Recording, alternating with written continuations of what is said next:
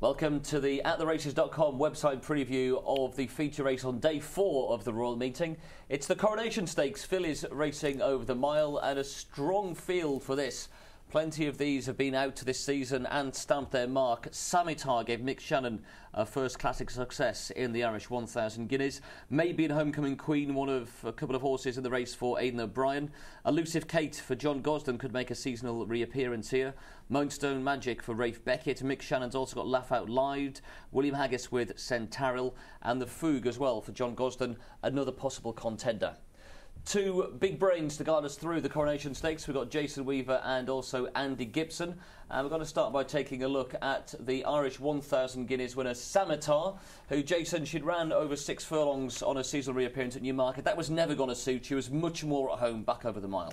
She certainly was, and there is a lot to like about the way she was much the best. The thing is, the one thing that holds it down for me is that Homecoming Queen, the English 1000 Guineas winner, she ran to a mark of 121 in the English Guineas. She ran to about £19 below it on that occasion, and she'd never got anywhere near that mark previously, so it just drags the form back down for me. Brilliant for Mick Shannon to get his 1000 Guineas or a classic winner out the way, and he won't mind you saying, because he's a spade merchant anyway, but I don't think it was a great race, and I just see it that way. One thing she did do, though, Andy, was travel awfully well during the race. She did. I think she benefited from a perfect trip there as well, travelling behind a horse probably in Homecoming Queen, probably unsuited to the ground. Homecoming Queen had a very unusual profile for a 1000 Guineas winner at Newmarket. And when you go back through her form, you'd have to say that her form generally on soft ground is far superior to anything else that she's done on faster ground. She's run whatever mark she ran to in the Irish 1000. I'm sure she's run to that mark 3 or 4 times before on faster ground. I think it was the ground as much as anything. So Samitar won the Irish 1000 Guineas. Aidan O'Brien had a couple of horses in behind it. It's got a strong representation here in the Coronation.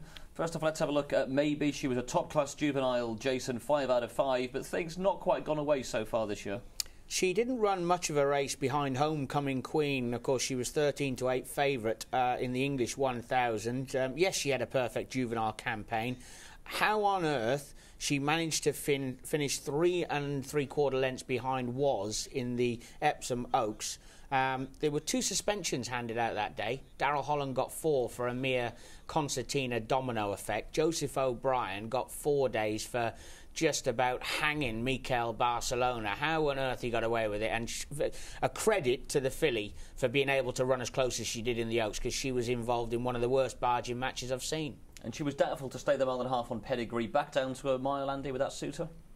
Maybe. I mean, it's not what you'd like to see, is it? You'd much prefer to see horses come from the European Guineas into this race rather than step up to a 1.5 miles and drop back. I think, was it Lush Lashes did that and successfully, but generally speaking, it doesn't happen. Generally speaking, they take that little bit longer to quicken once they've been over the longer trip. You've only got a 2.5 furlong straight here. It's certainly something against her, I think.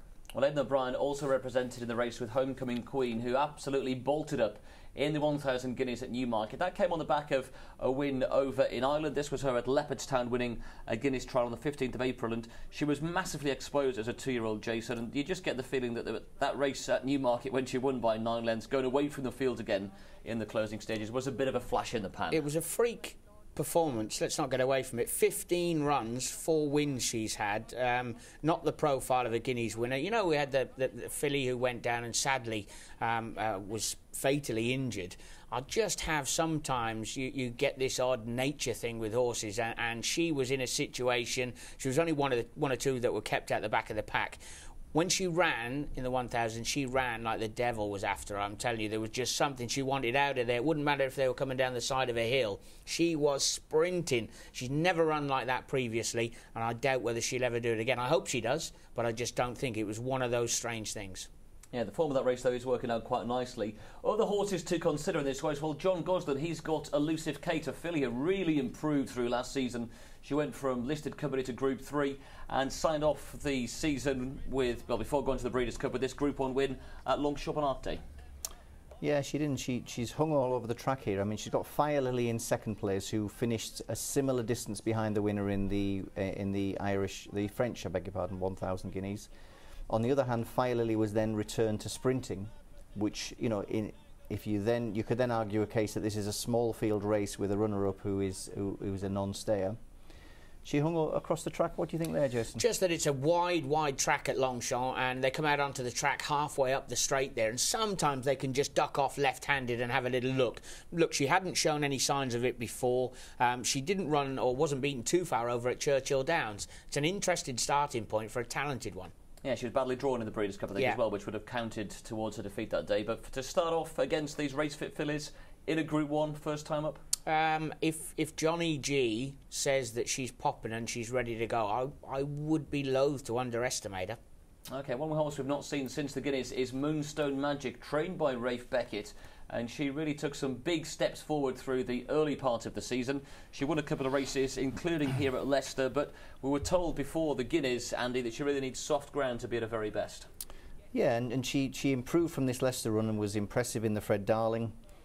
It's interesting because I think if this was trained by a Cecil or a Stout or perhaps an O'Brien, I think you'd still probably get a single-figure price for this race. But with it being Rafe Beckett, slightly less fashionable than those, you might get a silly price for this on the back of one disappointing run. She was 13-2 for the Guineas.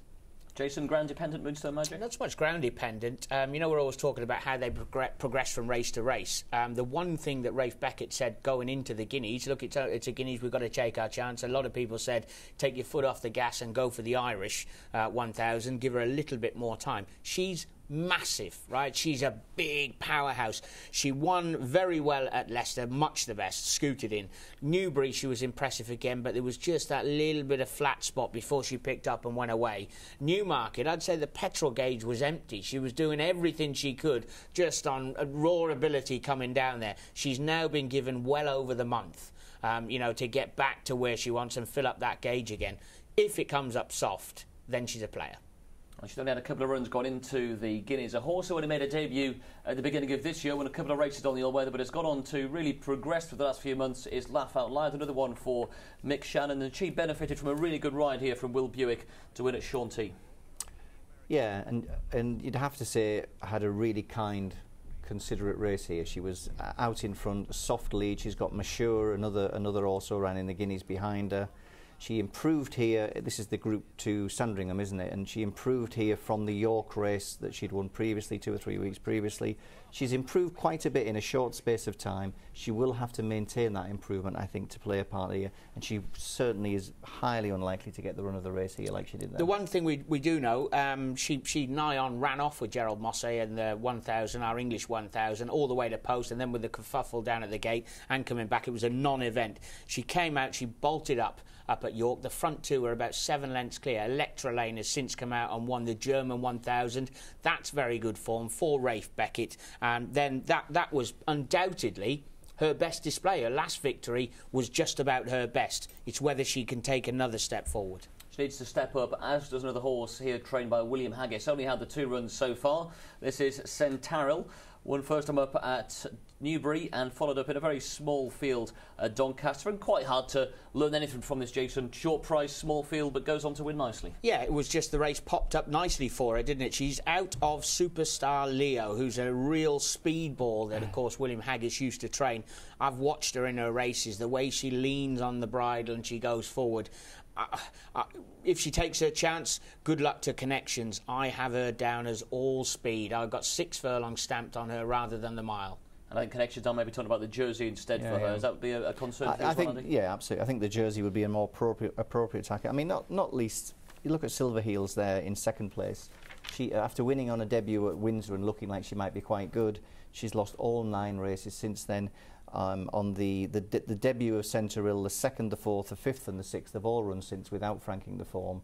There's not a lot of substance to the races so far. This is a huge step up, and she's running against horses who don't have to make that step up. I'd go for the jersey with her. Well, the Coronation is an interesting race. Horses have won classics. The form lines are quite mixed in. Horses stepping up in grade and horses stepping back down in trip as well. Jason, what's the most likely winner? Going to jump on the bandwagon with Maybe. I thought it was a massive run for her last time that we saw her, and she's better than that back down in trip. If it's soft, I'll forget about her and I'll latch on to Moonstone Magic. So maybe a Moonstone Magic for Jason, and for you, Andy? I'm really disappointing that if Beauty Parlour doesn't make the journey over for this. I don't think she is. I think of all of the 3-year-old fillies, she could be the one that's special. Of the horses that are left in this race, I'm not having a bet. I'd probably select an outsider in Moonstone Magic. So Moonstone Magic getting a good talk-up from the boys, but the main selection for Jason was Maybe, and she's the selection for Jason in the feature on Friday, the Coronation Stakes.